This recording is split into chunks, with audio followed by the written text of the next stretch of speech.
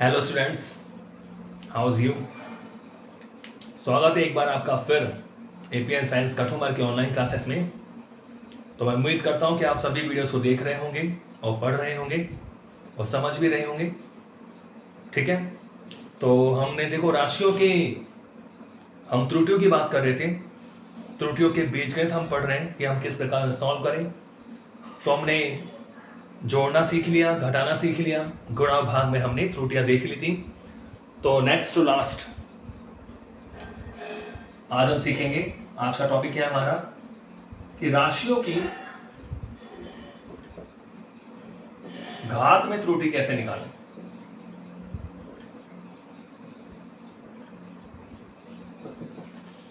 राशियों की घात में त्रुटि पावर्स के रूप में आपको मिल जाए तो कैसे निकालें। ओके, तो समझिए इसको। देखो, मैंने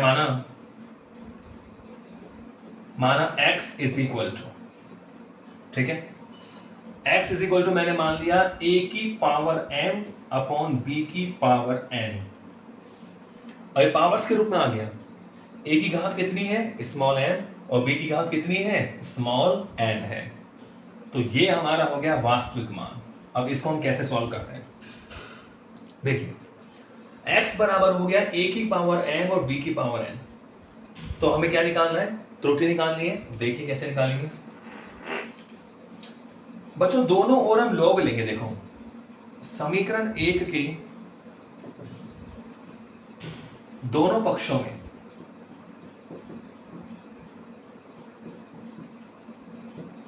लॉग लेने पर क्या बोलते हैं, लॉग, यानी लघु गुणक।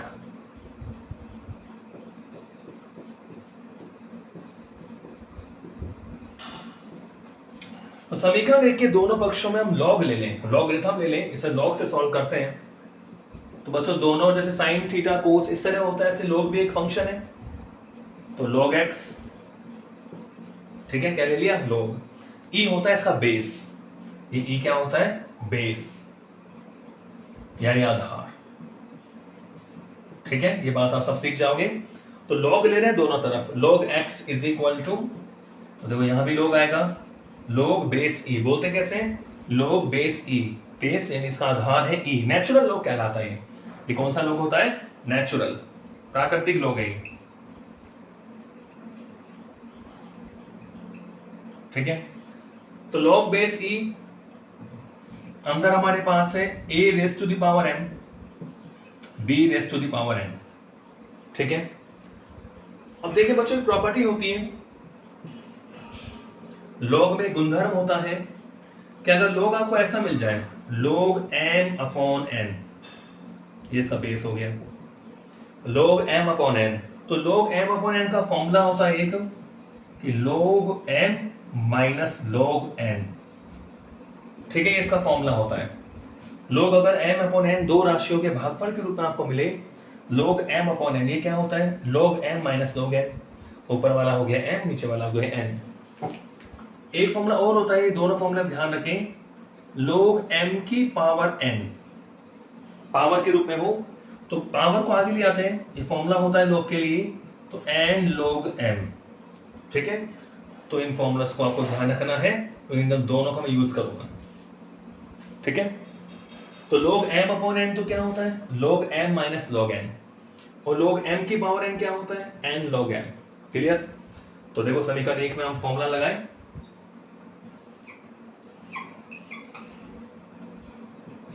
देखो, तो log x is equal to, तो log m अपॉन n तो क्या आएगा बताओ। अब m की जगह तो है a की पावर n, और n की जगह क्या है, b की पावर n।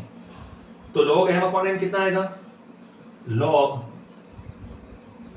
a की पावर m माइनस, भाई log m अपॉन n हो गया ना, a की पावर n माइनस क्या होगा, log b की पावर n। ठीक है, समझ गए, log m upon n, log m minus log n। ठीक है, अब देखो मैं पावर वाला फॉर्मूला लगाऊंगा कि m की पावर n जो पावर होती है उसे log के आगे ले आते हैं। ठीक है ना, दो फॉर्मूले आपके काम आएंगे। ओके तो बच्चों यहां पर log x is equal to, power को आगे ले आओ तो फॉर्मूला हो गया n log a minus n log b। ठीक है, फॉर्मूले से log m की पावर n, पावर को आगे ले आओ तो m log a minus n log b। Okay, तो ये हो गया बच्चों इक्वेशन नंबर 2। ठीक है, तो ये वाला डेरिवेशन थोड़ा अलग है, थोड़ा आपको इसमें ध्यान रखना पड़ेगा। अभी चूंकि मैंने आपको डिफरेंशियल यानी अवकलन नहीं सिखाया है तो आप इसी में थोड़ा ध्यान रखें। आगे वीडियो में आपको मैं अवकलन भी सिखाऊंगा करना, अवकलन समाकलन फिजिक्स में काम आएगा आपके। मैथ्स वाले 12th में पढ़ेंगे, लेकिन जो बायोलॉजी वाले हैं उन्हें अवकलन और समाकलन फिजिक्स में ही सीखना पड़ेगा। ओके, तो बिल्कुल सिंपल अवकलन समाकलन हमारे सिलेबस में थोड़ा सा जो कुछ कैलकुलेशंस में काम आता है, डीपली तो बच्चे मैथ्स वाले पढ़ते हैं 12th क्लास में। तो बच्चों ध्यान रखें, देखो log x का अवकलन, अभी आप फॉर्मूला ध्यान रख लें, log x का अवकलन होता है 1/x। क्या कर दिया, अवकलन। चलो मैं लिख देता हूं, देखो तो मैं क्या कर रहा हूं, दोनों पक्षों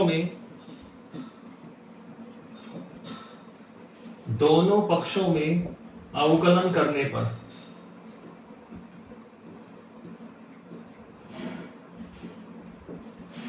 दोनों पक्षों में क्या कर रहे हैं, अवकलन कर रहे हैं। अवकलन करने पर तो log x का अवकलन होता है 1/x, मतलब log के आगे जो भी फलन आपके पास होता है उसे 1/ में ले आते हैं। ये फॉर्मूला होता है कि log x का अवकलन 1/x। अब log का हो गया, अब x का अवकलन इसे बोलते हैं बच्चों dx। क्या बोलते हैं, dx। ठीक है, dx का मतलब होता है परिवर्तन। अब हम ऐसे ध्यान रखें कि log x का अवकलन 1/x, x का क्या हो गया, dx। m कांस्टेंट है, नियत है, उसे बाहर रख दो, नियत राशि को बाहर रख देते हैं। अब देखो दोबारा आ गया log a, तो log a का क्या हो जाएगा, 1/a। जो log के आगे आता है उसे नीचे कर दो 1/a, और a का क्या हो जाएगा, dA। a का क्या हो गया, dA माइनस n तो नियत है, n को बाहर लो, log b का क्या हो जाएगा, 1/b, और b का क्या हो जाएगा, d।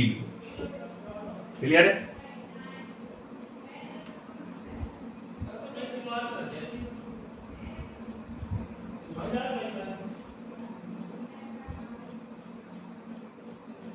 समझ गए।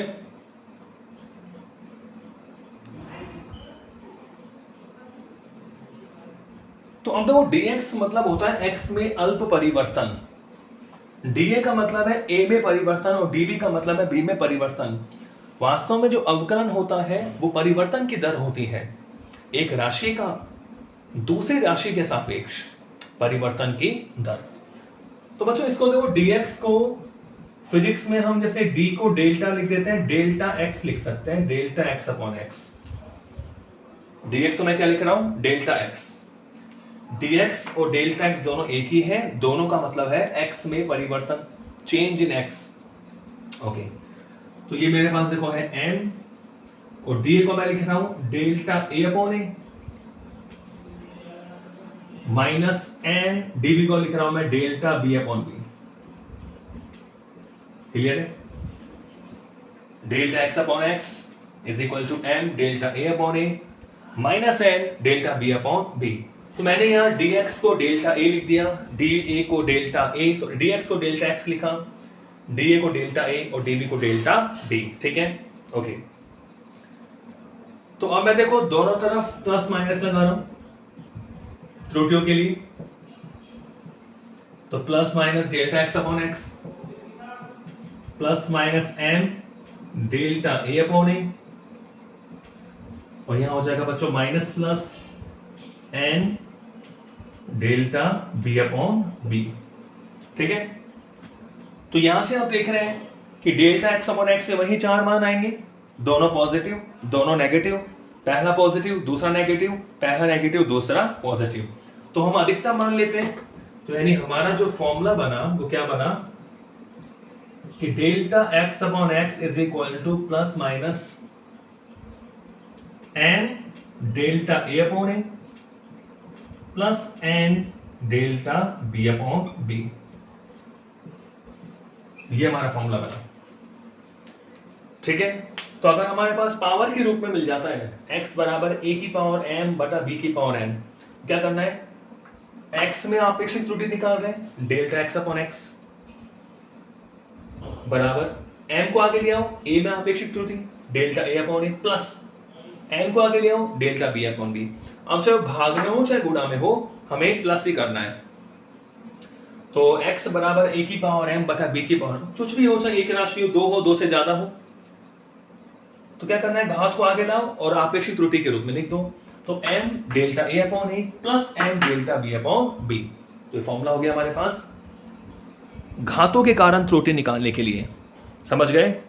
तो देखो, हमने त्रुटियों के 5 तरह के हमने टाइप्स पढ़ लिए कि जब जोड़ना है तो त्रुटियां भी जुड़ेंगी, राशियों घटाओगे त्रुटियां घटेंगी, गुणा करोगे तो आपेक्षिक निकालना है, भाग में भी आपेक्षिक निकालना है और घात में भी आपेक्षिक निकालना है। बस हम घात को आगे लिखेंगे।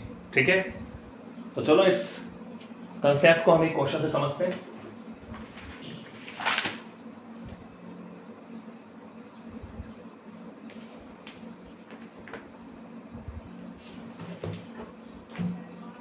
एक क्वेश्चन लेते देखो इस पे।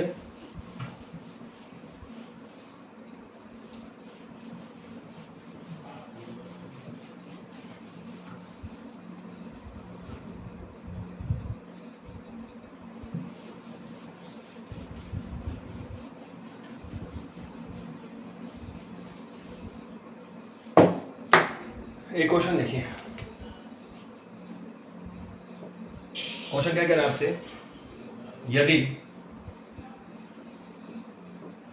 z is equal to A4 b की पावर 1/3 अपॉन c d की पावर 3/2। ठीक है, ये बच्चों आपका एनसीईआरटी का क्वेश्चन है 2.11। ठीक है, 11 एग्जाम्पल है, एग्जाम्पल नंबर है 2.11 एनसीईआरटी का। ठीक है, वही तो आपको पता ही होगा, अब आपको एनसीईआरटी पढ़ना है, 11th क्लास में एनसीईआरटी पढ़ोगे आप। ठीक है, और नेक्स्ट 12th में आप एनसीईआरटी पढ़ोगे। अभी तो 12th वाले राजस्थान बोर्ड पढ़ेंगे, आपको पढ़ना पड़ेगा 12th में एनसीईआरटी। तो एनसीईआरटी का अपना ही अलग महत्व है। तो z इज इक्वल टू ये आपके पास है, तो क्वेश्चन क्या कह रहा है, यदि z बराबर ये हो तो z की आपेक्षिक त्रुटि ज्ञात कीजिए। हो तो z की आपेक्षिक त्रुटि ज्ञात कीजिए। ठीक है, तो एनसीईआरटी के हिसाब से हमारा चैप्टर 2 है। वीडियो में शायद आपको चैप्टर 1 लिखा आ रहा होगा, तो ये चैप्टर 2 है आपका। फर्स्ट थोड़ा फंडामेंटल है, वो आप पढ़ेंगे ऑफलाइन। ओके, तो पहले आप इसको समझे थोड़ा, जेड की आपेक्षिक त्रुटि ज्ञात कीजिए।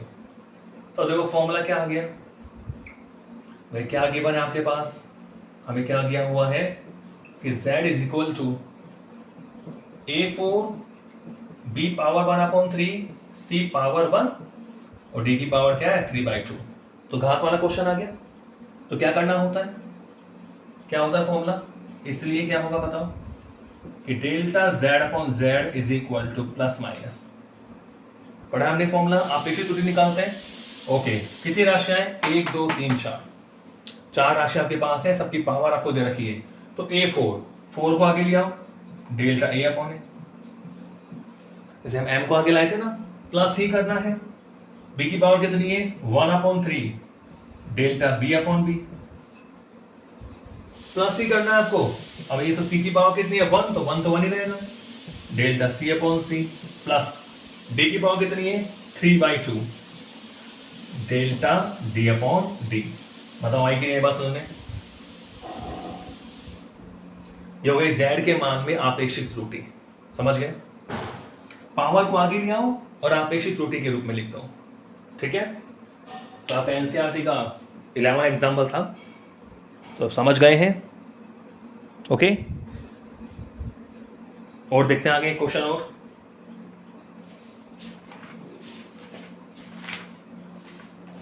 तो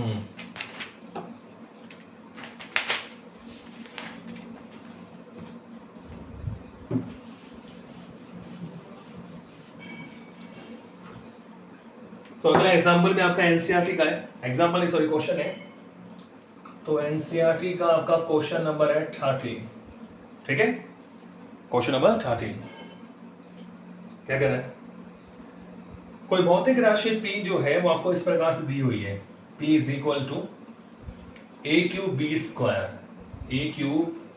B square upon root C into D, A cube B square upon root C into D.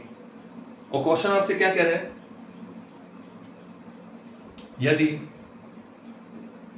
A comma B comma C व डी के मान में प्रतिशत त्रुटियां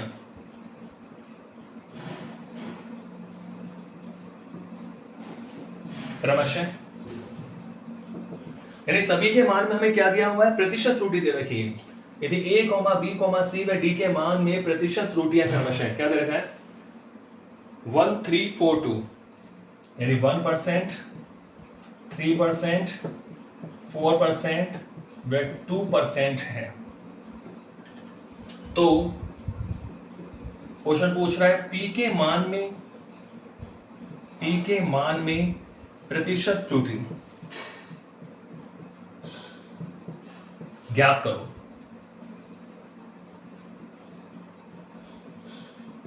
ये क्वेश्चन ठीक है, इंपॉर्टेंट क्वेश्चन है, एग्जाम में आता है। तो P इज इक्वल टू आपको दिया हुआ है ए क्यूब बी स्क्वायर बराबर रूट सी डी। रूट की पावर आप जानते हो, इसको अपन ऐसे भी लिख सकते हैं, A cube B square upon root का मतलब पावर 1/2 इंटू डी। तो घात वाला क्वेश्चन आ गया। परसेंटेज एरर आपको दे रखा है, प्रतिशत त्रुटि आपको दी हुई है, तो आपसे P के मान में क्या पूछ रहा है, प्रतिशत त्रुटि। तो देखो हम देखें, चूंकि क्या गिवन है हमारे पास, P is equal to A cube B square upon C raise to the power 1/2 and D. तो फॉर्मूले से क्या लिख सकते हो कि delta P upon P is equal to plus minus, पता है फॉर्मूला, पावर को आगे ले आओ, 3 delta A upon A plus B की पावर कितनी है 2 delta B upon B, C की पावर 1/2, सब प्लस में लिखना है, 1/2 डेल्टा C अपॉन सी और D की पावर है 1 यानी डेल्टा D अपॉन डी। तो ये तो आपेक्षिक त्रुटि के रूप में हो गया। ये किसके रूप में हो गया, आपेक्षिक त्रुटि के रूप में। क्वेश्चन में हमसे कह रहा है प्रतिशत त्रुटि हमें दे रखी है, क्या दे रखी है, प्रतिशत त्रुटि। तो इसको अगर मैं ऐसे लिख सकता हूं क्या, देखो इसको मैं ऐसे लिख दूं कि delta P upon P into 100%, ठीक है, delta P upon P into 100%, यानी P के मान में प्रतिशत त्रुटि। तो हम लिख सकते हैं बिल्कुल इसको, यानी 100% से हम गुना कर रहे हैं दोनों तरफ, देखो प्लस माइनस 3, तो ये आ जाएगा बच्चों delta A upon A into 100%, ठीक है, दोनों तरफ 100% से गुना कर रहे हैं, ऐसे समझ लो आप, प्लस 2, यह आ जाएगा delta B upon B into 100% plus 1/2 plus 1/2, क्या मिलेगा, delta C upon C into 100% plus delta D upon D into 100%, ठीक है, कोई प्रॉब्लम नहीं है। क्योंकि हम ऐसा क्यों कर रहे हैं, क्योंकि हमें भाई आपेक्षिक त्रुटि नहीं दे रखी, हमें प्रतिशत त्रुटि दे रखी है। तो आपेक्षिक को प्रतिशत बनाना तो हमें आता है, 100% से गुणा कर दो, तो अब हमें इसी फॉर्मूले से P के मान में क्या मिल जाएगी, प्रतिशत त्रुटि मिल जाएगी। तो वेरी क्लियर है, क्रिस्टल क्लियर चलता है हमारा। तो अब देख रहे हैं बिल्कुल, plus minus 3 into delta A upon A into 100%, A के मान में प्रतिशत त्रुटि कितनी दे रखी है, बिल्कुल 1%, दिस इज 1%, +2, बी के मान में 3% गुणा 3% प्लस 1/2, सी के मान में 4%, ठीक है, प्लस डी के मान में 2%। ओके, तो क्या बना ये, देखो 2 2 4 हो गए, तो क्या मिला अपन को बच्चों, देखो 3% प्लस 3 2 6% प्लस 2% प्लस 2%, कितना हो गया, how much percent you have, 3 और 6 9 4 13%। यानी पी के मान में जो आपेक्षिक त्रुटि थी, सॉरी प्रतिशत त्रुटि जो आएगी हमारे पास, delta P into P, delta P upon P into 100%, कितना हो गया, 13%। तो पी के मान में प्रतिशत त्रुटि क्या आएगी, 13%। क्लियर, पी के मान में प्रतिशत त्रुटि कितनी आएगी, 13%। क्लियर, समझ गए आप। तो अच्छा क्वेश्चन है, प्रतिशत त्रुटि हमें दे रखी थी, फॉर्मूले से हम निकालते हैं अपेक्षित त्रुटि, तो just multiply with 100% then you have percentage error. तो प्रतिशत त्रुटि हम निकाल सकते हैं इस तरह, तो आंसर आ गया 13%। तो आगे इन पर हम क्वेश्चन करेंगे नेक्स्ट वीडियो में, सभी पे जो हमने पढ़ा है अभी, जो 4-5 हमने कंसेप्ट पढ़े हैं उन पर और क्वेश्चन करेंगे। तो तब तक आप पढ़ते रहिए, स्वस्थ रहिए, व्यस्त रहिए। Thank you.